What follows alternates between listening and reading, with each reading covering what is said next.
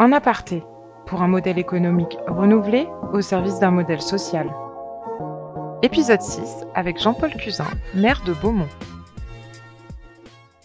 Je pense que cette initiative répond à une problématique que nombre d'élus locaux partagent.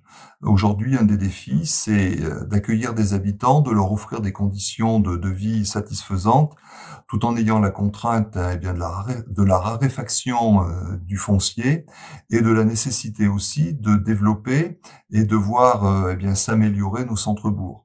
Donc, de ce plan-là, c'est effectivement une réelle opportunité qui, pour nous, s'inscrit dans une démarche qui a été déjà localement initiée, donc dans le cadre d'actions portées par la métropole de Clermont-Ferrand sur la mise en place d'une opération de revitalisation du territoire, dans laquelle nous nous sommes inscrits avec justement pour objectif de revitaliser notre centre-bourg.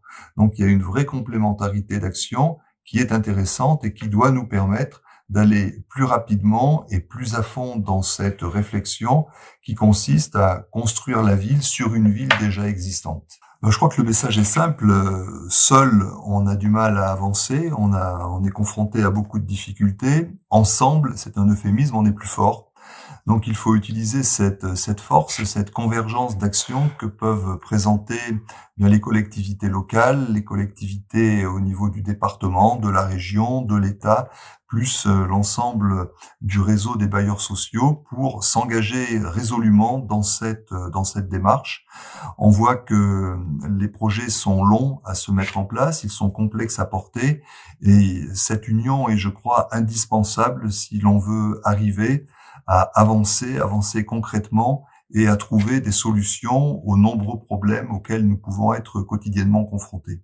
L'intérêt de segmenter, de présenter donc à travers trois typologies d'expérimentation permet sans doute à chacun de se retrouver dans un des domaines particuliers qui correspond le mieux à sa situation locale. Pour ce qui nous concerne, nous sommes engagés sur l'expérimentation numéro 3, micro-concession au bénéfice d'un organisme HLM, à partir d'un constat qui est celui que sur la commune, il y a eu pendant de nombreuses années des acquisitions foncières importantes, portées donc par un établissement public foncier, qui place la commune aujourd'hui à la tête d'un patrimoine important, mais ce patrimoine s'est dégradé au fil des années, nécessite une profonde réhabilitation, et l'outil doit nous permettre justement de nous saisir de ce défi, de rentrer résolument dans cette démarche-là et de proposer un plan d'amélioration qui est en cours d'ailleurs aujourd'hui et que nous allons poursuivre et développer dans les mois et les années qui viennent.